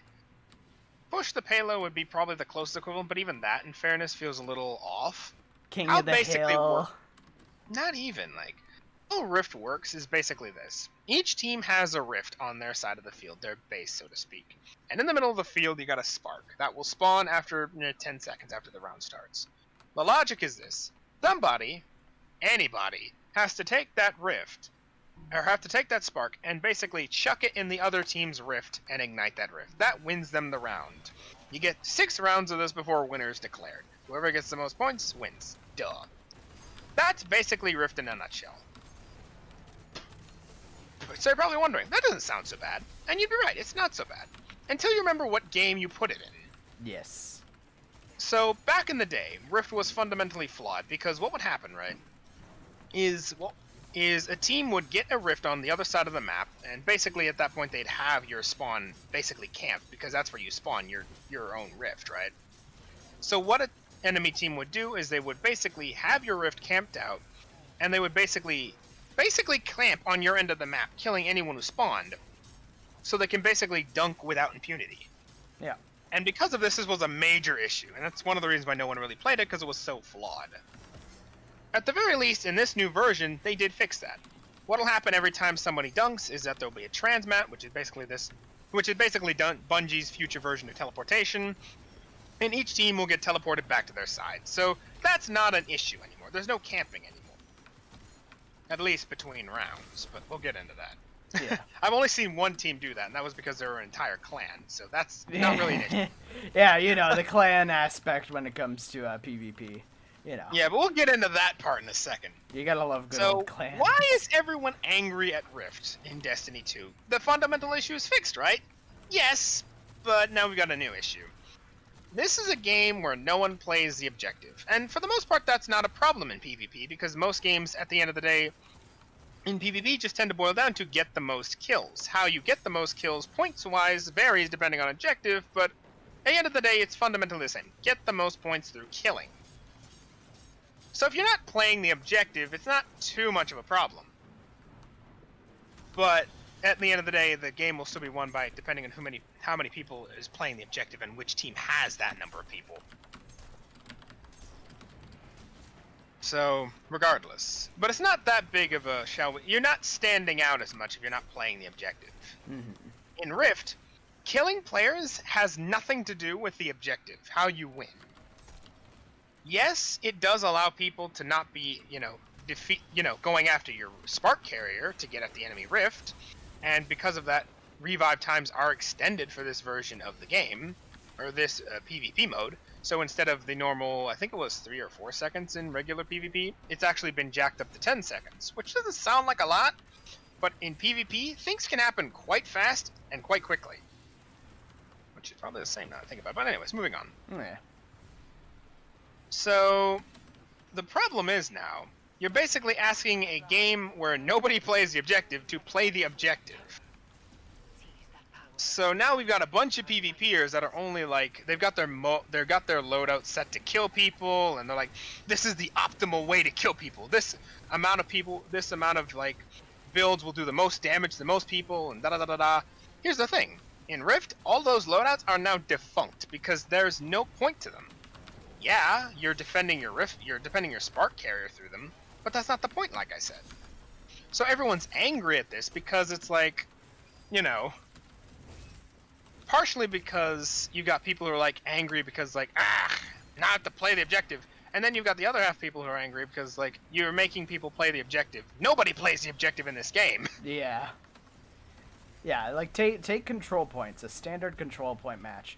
You'll know who actually, who goes and focuses on objectives and knows, you know, how control works on a fundamental level by the end of the round when you see who's capped the most points.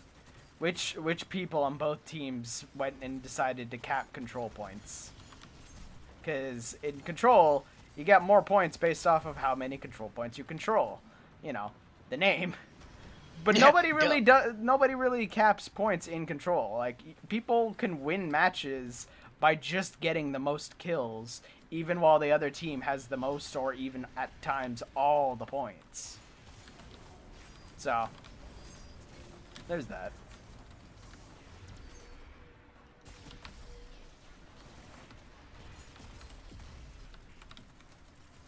So, yeah, as Justin mentioned, sometimes a control match, despite having a team of profession killers, will just come down to which team is actually playing the objective a lot.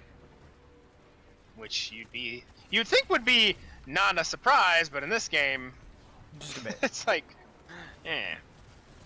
Don't get me wrong, I'm not saying that nobody likes this game mode. There are a lot of people who like Rift, and there are a lot of people who like the new version of Rift. But the problem is, like I said, nobody plays the objective, so you've got this problem.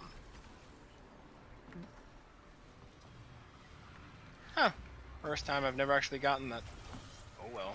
Not enough damage dealt. Well, no, not the first time, but yeah. Not a big deal. As long as it's completed. How's it going on the ground? As long as it doesn't suddenly, like, drift off into the void, nothing happens. You'd think that even if you'd think that if you failed a round, it would fail the whole thing, but no. Which is kind of weird. It's like, okay. We wipe. wipe, everyone wipe.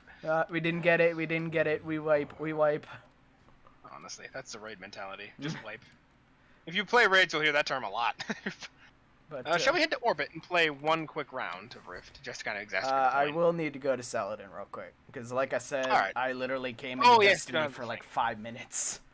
I literally just came in to go quickly check up on something at 801, because I was told, like, go grab this mod. I might not have this mod. I checked. One of the mods 801 has is actually the same mod that I have on my, I believe it's Arm piece right now. Yeah. Yeah. No, not Radiant Light. Wait, what is it? No. Yeah, no, it's, oh, okay. No, the Arm piece is Radiant Light. Which one is it? That one. The Cloak. Powerful Allies. Powerful Allies is something that 801 is giving. It gives plus 20 mobility. And, you know, just a bit useful right there for you. Especially for a hunter, especially nowadays with where you know. Regardless, the point is all that build that you want to go and make. Yeah. Make yourself more OP, ladies and gentlemen. We're going a bit longer than usual today, but this one's topic that we kind of a lot to talk about here. Yeah, like Destiny's kind of been me and Nick's thing, starting game kind of thing. This is like what we've always been kind of doing, so.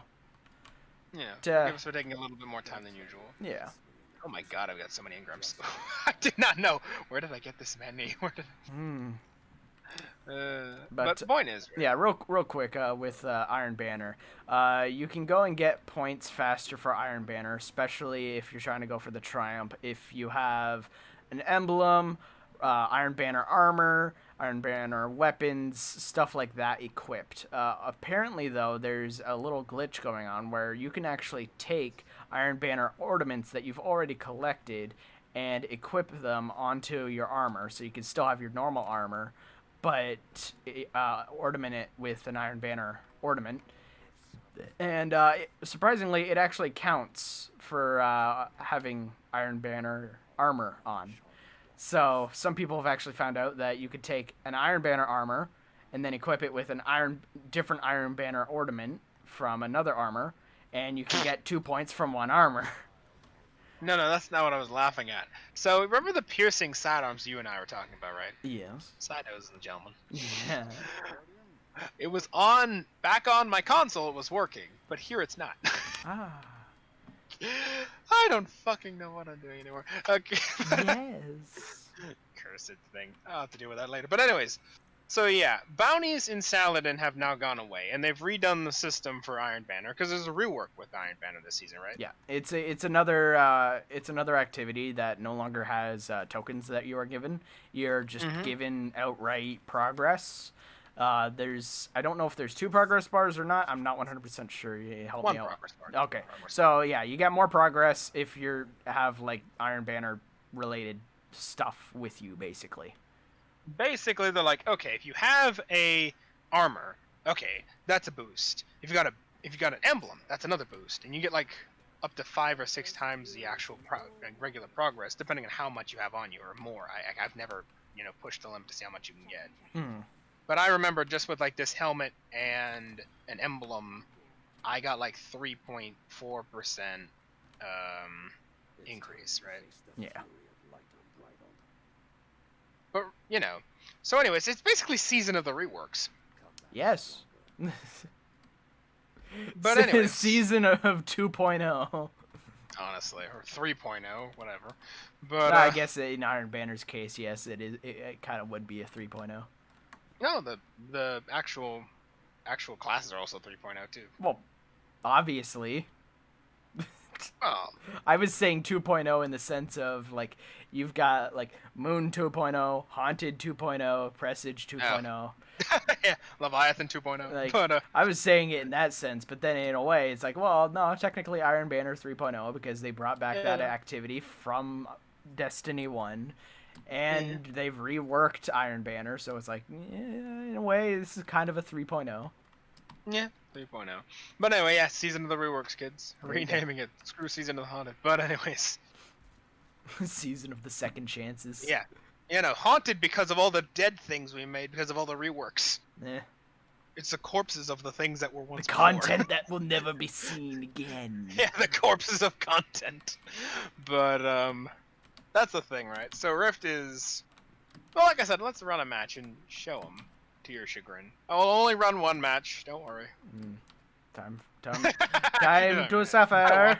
But before I suffer, I must do the tradition. That's if... Okay, never mind. Tradition will not be met! I was thinking, like, tradition dies. Is your tradition Tradition is to jump off the ledge and get future vision. I'm a Thanatonaut now. But yeah, no. My God, I want you to play that through now. this. Banana. If I'm doing PvP, I might as well go full PvP and get out Deadmans. Yeah. Yep. Honestly, that's I'll very do good that. in this game mode. I was killed by quite a few people with Deadmans, or If- not one good person with Deadmans. I'll so say it for what it is. If you dislike me for using Deadmans, literally tell anyone who sets the meta that, because I for one would actually like to use Forerunner, but Forerunner's kind of shit in PvP. And not only that, but it gives special ammo to literally everyone who has a grenade launcher or sniper rifles. So I'm not going to be feeding. That is the reason why I no feeding. Like, this is kind of the reason why no matter what, I will always run double primary in PvP, because I will not be feeding anyone any special ammo. Like, I will not. You will not get anything from me. All you will get is a single point forward. We also have the new map. So the new map that came with the new Crucible rework, or should I say Iron Banner rework? Well, technically there's 2 new maps. There's this one no, this is the only new map for PvP. This is the only new map. Okay, yeah. Okay, this is the only and it was new more or less Crucible built map. for Rift, sadly. Nah. And it is much bigger than previous PvP maps. I thought the sightlines would be better, but nope, they're still shit. You know.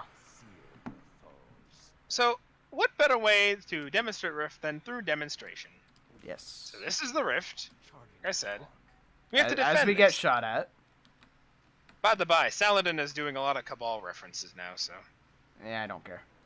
his time with the Cabal. I will think of it all as I always have. PvP talk. PvP talk. Literally just PvP talk. Where's the other guy? Where's the other guy? There he is. Oh, no. Ha! You couldn't shotgun me. I win. Oh, come on. Okay, I got the hunter at least. I was gonna say, it's like, please die as well. No. Oh, that warlock took that. I don't know By the why by, he took in that. Rift, The problem is, like I said, there's a longer revive time. Yes. So if you're gonna win Rift, the point is to revive your teammates. But as I said, nobody really plays the objective and kind of just works to themselves, so nobody revives. I tried to go and revive my teammate there, but well, everyone saw how that played out for me. Yeah, you have to be team oriented in this game mode.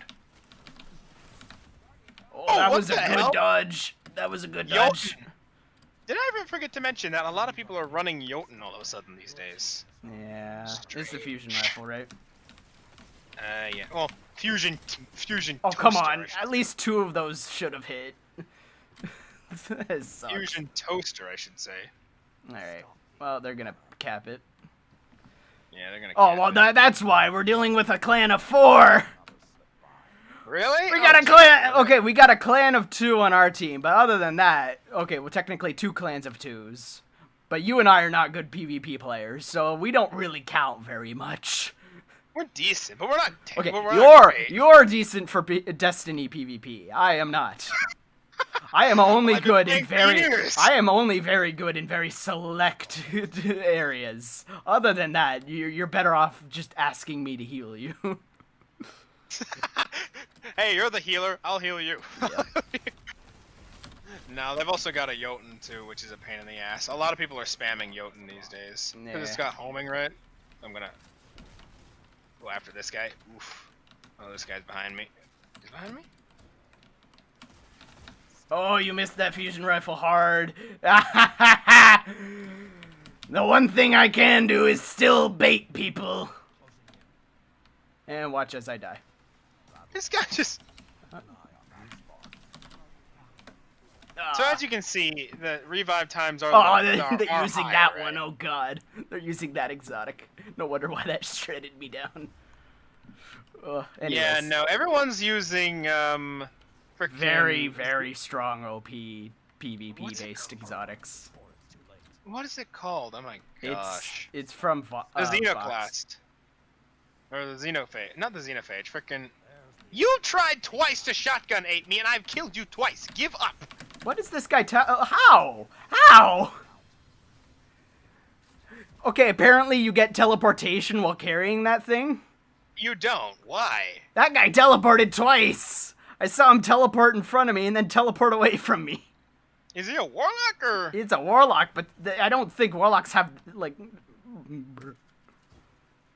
Even so, he all right, Bungie, Bungie, immediate rework for fucking Rift. Also... No, I'm gonna say this. No, immediate rework for fucking Rift. I don't know. Do what you did for all your fucking Halo games and make the flag carrier. Oh, I mean Rift carrier slower. Okay, just take a knife. Take a knife. Oh, they're basically just hiding in a. My God, yeah, they're all just hiding in a wall. Well, it's a fucking clan, bro. Don't man. Yeah. we're playing like normal now. We're not streaming. That's the thing. Can you see now why Rift is a hot topic? It's like. But no, I'm looking at this from a old Bungie fan standpoint. Why are anyone who's carrying the Rift able to move normal? Explain, Bungie. Why is it that for Capture the Flag in all of your Halo games, all of the games for Halo that you have made, why is the flag carrier always... They're probably no longer there. Yes. Oh, big brains are not... I don't know. Rift, to me, seems like a good game mode. This reminds me... It has good potential. No, like, this reminds me of a few things that I've played. But other than that, yeah. Oh, great. There's a grenade launcher. Like, they've got Jotuns in Mythoclast, so they're basically just running the meta. Bungie, oh my God, Bungie, this guy is please, using Warlock thing. Yeah, no, Bungie, please explain to me why having 2 clans of 2 is justification to put everyone against a clan of 4. At least a clan of 3 versus a clan of 4. Like, come on. That's the thing, right? Once you get into a clan, weirdly enough, you start running into more clans. I don't know why that logic applies, but I don't know. Like, Bungie should at least have a measuring system that if there's a clan of 2, at the very most a clan of 3, up against a clan of 3. Like, if you're gonna have, like, a clan of 2, then maybe set up, like, 2 clans of 2s against maybe a clan of 3 and a clan of 2 or something. Yeah, not that time, Mike. Excuse me, I knifed you! I knifed you! Why lunge and apparently hit someone when you don't though? What the hell? This guy's abusing that really hard, isn't he? Oh yeah, no, these guys are like 100% PvP players. That's the thing, These right? are the exact people you find in PvP. Yeah. These are the exact people you will find only in PvP. And these are the same people who will complain every moment, the moment Bungie makes any content besides PvP. I know that's a hot topic, but I'm gonna say it for what it is. Those people, the people who are godly at fucking anything PvP related, are the exact people who will complain the moment anything non-PvP is made. Yeah, no, that's the thing, right? But here's the thing, right? That's a perfect example of what I'm talking about, right? In this game mode, people sometimes play the objective. But when you've got things like this... Oh yeah, breaking it up, I wonder why! Yeah, no, it was one-sided. I wonder if any of them got reported too, because I'm suspicious on some of them. I don't right? think any of them are cheating. I don't just think so. They were that, probably just really no, good, I but honestly believe they're kind of doing what we're doing. We're in a VC. I think they're in a VC. All they do is spend time playing fucking PvP, and they optimize their shit to be 100% the best of the best meta. Meanwhile, Bungie goes and keeps saying, "Ah, yeah, I want creativity for my game." Yeah, fuck that. You want creativity? Set up better balancing! No! No, I don't want balancing in my game. That's a... Here we go again, bitches! I'm going in! I'm a sadist! This is why you don't put me in PvP, because I keep going! It's an amusing display, though. I'll give you that much. It's an amusing display. No, I'll say... No, I honestly... But I mean, that's the thing, I'll though, say right? it for what it That's is on my... my end. Don't put me in PvP, because the moment you do, I just keep going. I just keep going. That's alright, but at least let's make sure we end the video first. Yes. Otherwise we're gonna be here for 3 No, days. we'll end it here This in a quick round second. after this round, we'll end it. That way we're not distracted. But Apparently, the point is, also, I'm in the front. like, I'm special Like, boy. he's the hunter. I'm the special boy. Look at me go. I'm the motivational support. Let me scream in your ears. That's basically Saladin logic. Yeah. On the motivational support. How do you motivate? I scream in people's ears. I yell. But that's are we the dealing thing, with it? right? No, okay, we're dealing with random players. We're good. We're good. There's 2 people that are on the same clan, but that's pretty balanced. Right? No, yeah, this But is that's a the lot thing, more right? balanced than it was. But that's the thing, right? When you're dealing with, I'm gonna probably die. I'm gonna go against it. Oof. I'm just like wrecking people. Oh, this guy's got 1 health. What are you doing, dude? Figure out where you're going. Go help your team. Stop trying to stare and think about teabagging me and go help your fucking team, dumbass. I was taking a few players out so someone could take the spark, but no one took the spark. Oh, that's all right. I was But, getting chased by a glaive user because the guy Like, come back, desperately come on, wanted come it. on. But that's the thing, right? If you play this mode with somebody else, it's really fun. He's coming down the middle. It's the glaive guy. He's going to the left. He's going to the right, I mean. Alright. But that's the thing, right? This is a mode built for clans. That's not a bad thing in a way. That's just how this mode works. It's a mode built for team coordination, and if you have a clan, that's very good. But again, this is not a mode built for randoms. In Control or Team Scorched or stuff like that, you can still win if you have a bunch of randoms. That's not a bad thing. But when you have something like this where everyone is where everyone has to coordinate and everyone has to be, you know, playing the point and do everything like that, it's not a good idea because no one is going to play. You're either going to have a clan that's all playing with each other. Defend your runner before it's too late. All of you together. Oh, what the hell? Oh, they all Apparently just- my knife killed someone. Alright. Oh, that was not. Apparently that works. Oh. Was that knife worth it? That's the fun part. When you play I this game love with doing other that, people- because I'll admit, even I do that. It's like, I'm gonna revive my teammate, but, maybe knife? I'm a knife! This- Again, when you play this mode by yourself or with others, it can be fun. I'm not going to sit here and shit on Rift and be like, it's a terrible mode. It's not. No. And truth be told, when I first played this mode, I went 4-0. Not No, winning. I'll be losing. honest. Actually, No, 5-0, I'll be my honest. bad. I'm actually getting more entertainment and kind of enjoyment with PvP in this game mode than I do normal control. But that's mind you, because- that's probably because all I ever play is control, because that's really the only game mode besides Mayhem and at times Team Scorched that don't feel 100% one-sided. Yeah, no, like I said, this is an actual entertainment mode. I'm not going to sit here and say it's a bad mode. I do like it. I just think that because of the... I'm sorry. I just got shotgunned in the back. This guy's was flying. But, again, it's a fun mode. I enjoy this mode. Whether I'm playing it myself or with others. It's just that, again, this is in a game where nobody plays the objective and everyone is kind of out for themselves. And that's just not conducive with this kind of game mode. Oh. Alright, yeah, when you respawn, just stay by our base kind of thing. We're gonna start thinking tactically here, boys. Yeah, they got it. They're gonna head to the right. Yep. Like I said, this is very conducive for clans, so I've even had people who are up against a clan, like yesterday, like I said, I was up against a clan of 5 people, so only one person was on the enemy team that wasn't part of the clan. Or was it 4 people? I can't remember. I was too busy looking at stuff to count. If we lose, it's my fault. But, yeah, Lucifer, what a good name. But,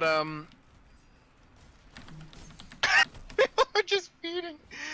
And But, this hunter just leaves his own teammate. At least the other warlock goes and revives the warlock. I do better. At least I'm a better teammate than you, mate. I don't leave the guy to die. At least all the time. oh, man. Yeah, here they come. They're gonna start pushing hard now. Yeah, no, they're really pushing hard. It's this one guy, right? He's basically fanning anyone who comes near the spark. But like I said, this mode is entertaining, but it's just in a mode like this where no one plays the objective, it can be quite controversial. Oh, come on. Oh, man. There we go. How did you... Is it that one guy again? No, Yeah, it was a guy with an auto rifle, I think. I don't know. I wasn't paying attention. Oh, I think I know which guy it is. Yeah, no, I think I know which guy it is. Jesus Christ. Ace of spades. This guy's just acing everyone.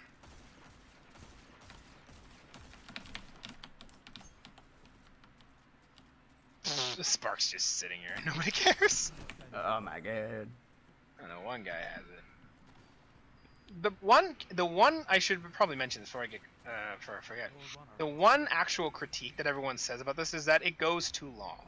Yeah, no, I can Because see. here's the thing, I as you can see see in it. like, I can see why it goes too long. It's a 5-point cap, right? yeah, it's like a 5 or 6 point thing. I think it's 6 points actually. So in a mode like this where everyone is, you know, where it's like back and forth, you have these moments where it's like, yeah. Oh shit. Jesus Christ, I got auto rifle from across the map, legitimately. But again, in modes like this where it's back and forth, it goes too long. So everyone's like, it's a good mode, but drop the time. Yeah, you better do better than that if you want to snipe me, mate. I'm a...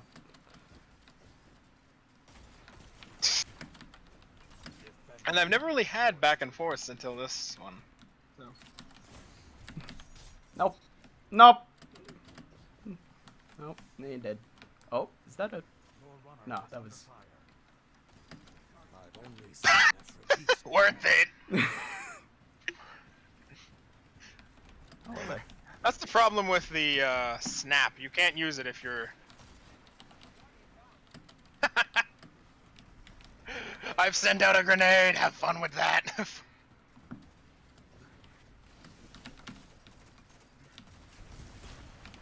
Oh god, he's got a golden gun. Put down the golden gun. Put down the golden gun.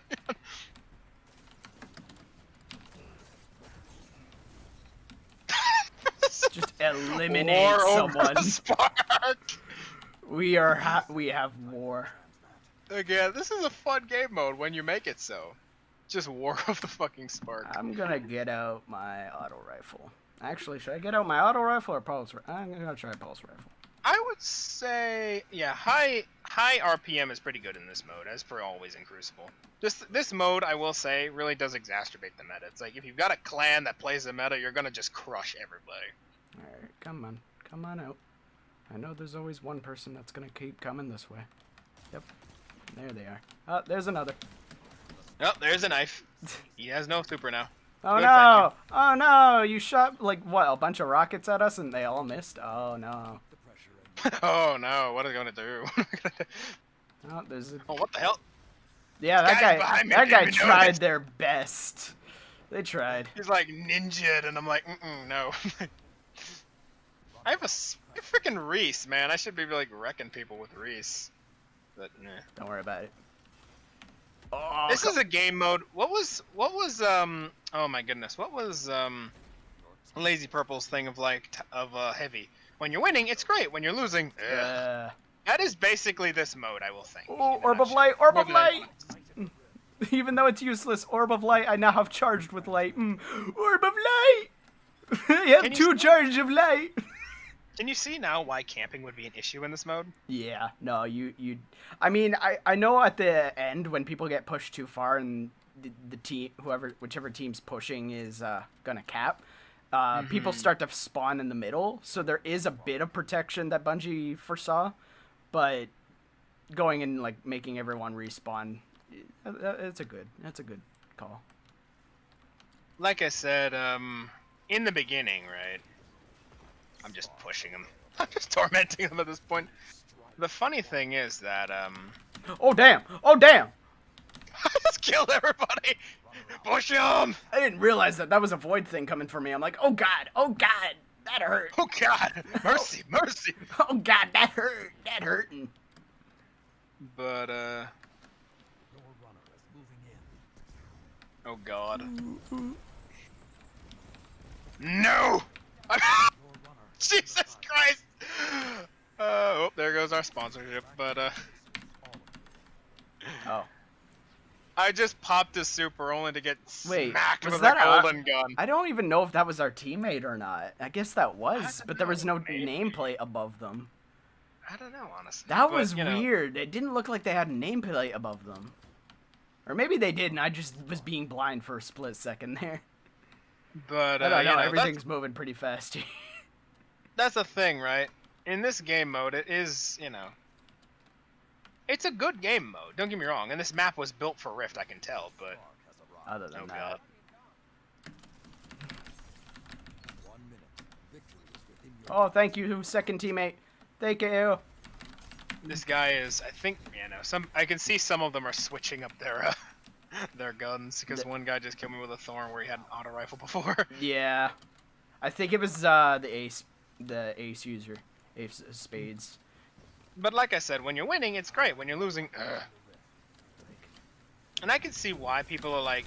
Here's the thing. I don't think they're going to make this permanent. No, I did not tank that. I thought I tanked that, but no, everyone pushed with me. Why did everyone push with me? Everyone thought they were gonna win. That's why. I guess. That's they're gonna lose anyway. There's only 18 seconds left in the game anyway. Yeah. But that's the thing, right? Take them out. Enemy runners stopped in their tracks. They're all just sitting here. Oh my god. They pop a well. Nope, we popped a well. No, that I just killed one of them with poison as it fell. Oh my goodness. Oh, colony catalyst. Huh. Weekly clan engram. Anyways. But anyways, that's the show. So yeah, Let's get out of this mode. No, yeah, we'll cancel it. quick closing thoughts on Rift.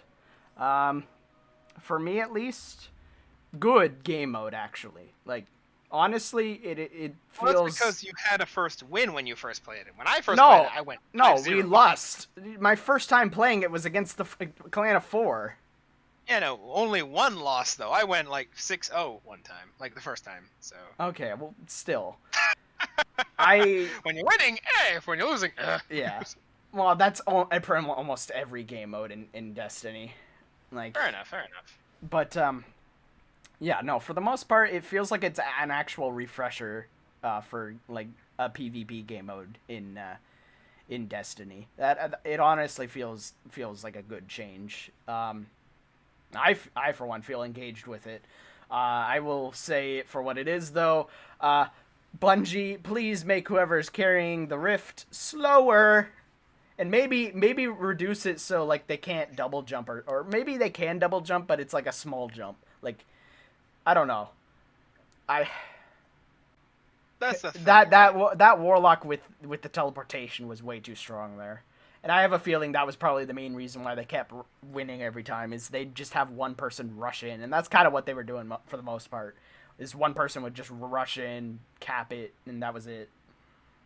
So That's the thing, right? When you look at some of the medals that are still available, it looks like as though they might still have the control and stuff like that, or rumble and Iron Banner, stuff like that.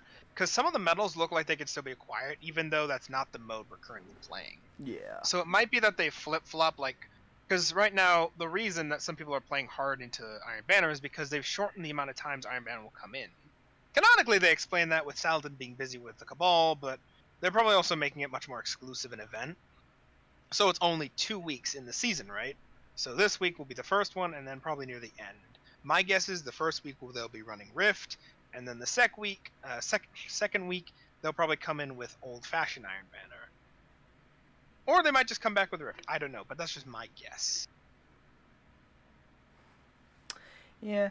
I have a feeling that they might do rotations, or they might set up like within the Iron Banner spot here, kind of another subsection type of thing where like you get an option of 2 games or something, or selection right above the launch button, kind of like when you're going into like a dungeon or a raid, where like instead of having legend or master and all that, it's kind of just control or rift. Like you might get some options like that maybe. They might give some variety, but as of right now, rift is interesting. I would say rift is the best game mode to at least showcase how much Bungie really, really, really needs to rework its matchmaking system. Because it's like, oh yeah, 2 clans of 2 versus a clan of 4. That's not going to go well unless both clans of 2 at least have a fair, good understanding. Like I said, one match I had where I basically was fighting an entire clan with only one of their team being Brandon.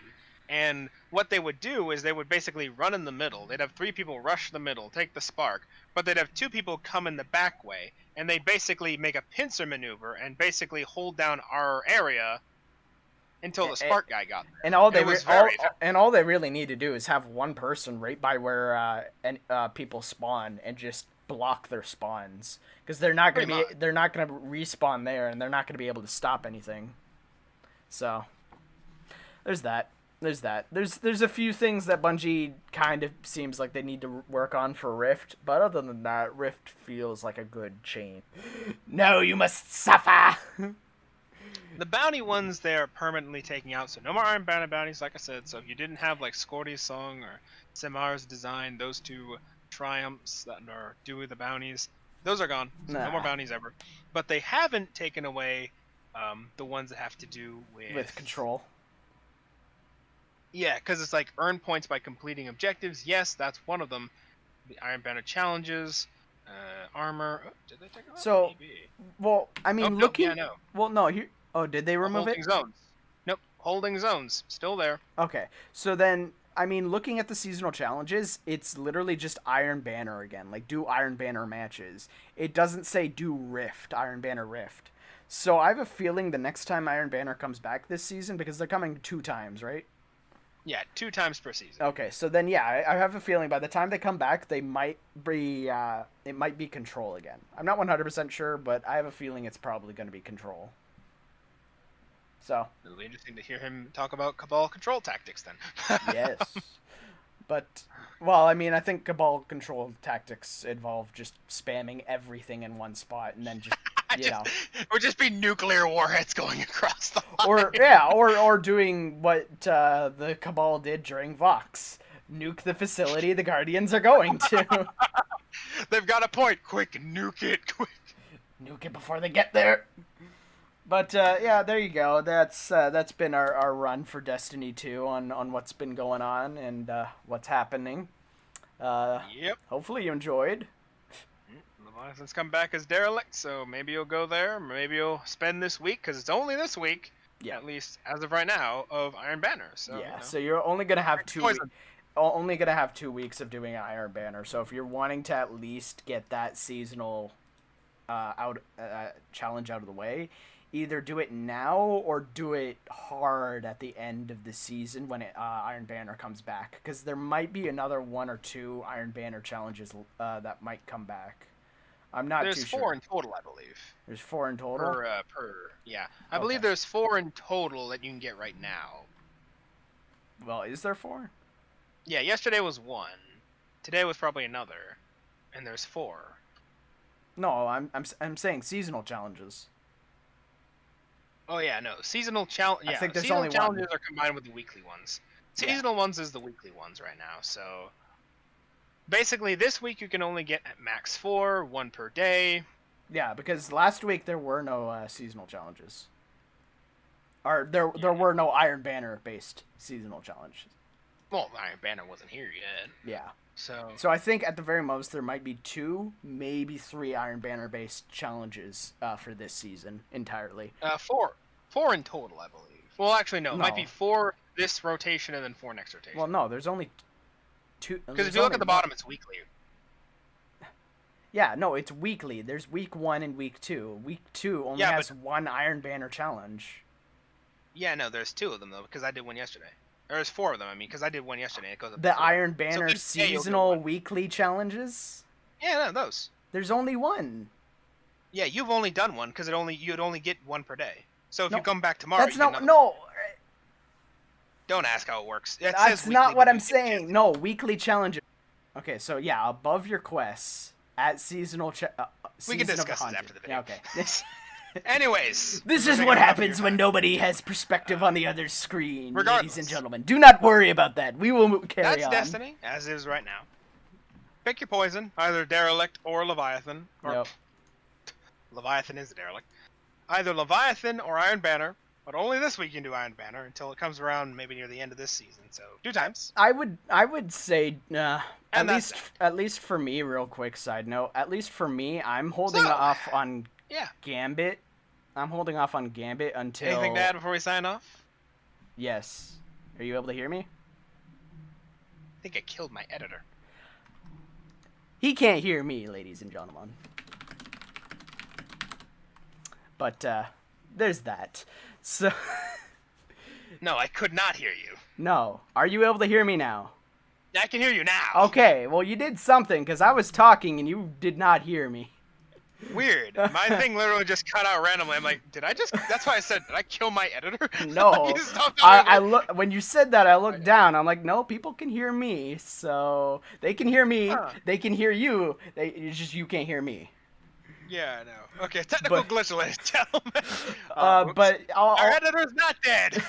But I'll quickly say what I'll do with Gambit. What I'll probably do with Iron Banner is I'll save it for around the end of the season and do Gambit around the end of the season to finish all that all at once. That way I can get them all done together. And I like it. Iron Banner will probably be able to do it all at once when Iron Banner comes back. So it's a little easier that way to do it all at once. Mm-hmm. So, little PSA before we sign off. There's now an Iron Banner Triumph seal, though I'm not sure if that'll be refreshed like they do with Trials and Grandmaster every season. So maybe work to it this season. I don't know if it'll be around next season. It probably Yeah, will. no, be. I think they reset the seal. Yeah, it looks like they reset the seal. Because I remember my Iron Banner Triumph had more progress than this. Well, I So, think it's only because these are the ones they have, like, because most of these have to do specifically with Rift and stuff like that. yeah. Well, there's So that. maybe, There's that. and one of those is reset your Iron Banner rank twice. So have fun with that. Yep. Once again, I'll quickly say, make sure you wear Iron Banner armor and have an Iron Banner like Iron Banner armor, tag Iron Banner and everything. emblem. like that clan of 4, at least 3 of them, I'm pretty sure had like an old Iron Banner tag on them. So there's that. So they were clearly grinding it out. So there you go. Not like they were doing it unsuccessfly, as No. we've so clearly shown. But Well, anyways, I mean, there we you did go. it somewhat successfully. It's just We did it somewhat we needed to go up against a team that, you know, clearly didn't play PvP as much as we clearly have. I don't know. That comes down. I think the rest of our team was mostly carrying the most. Yeah. But there you go. Hopefully you all enjoyed. You got a little something from it and a little information on what's going on with this season. Yep. Longer video than usual, but you know. I would say more entertaining, especially during the PvP part. Especially near the end. Because, you know, you get a lot of energy from that. You get a lot of energy. Vibes and energy. So there you go. There you go. Alright.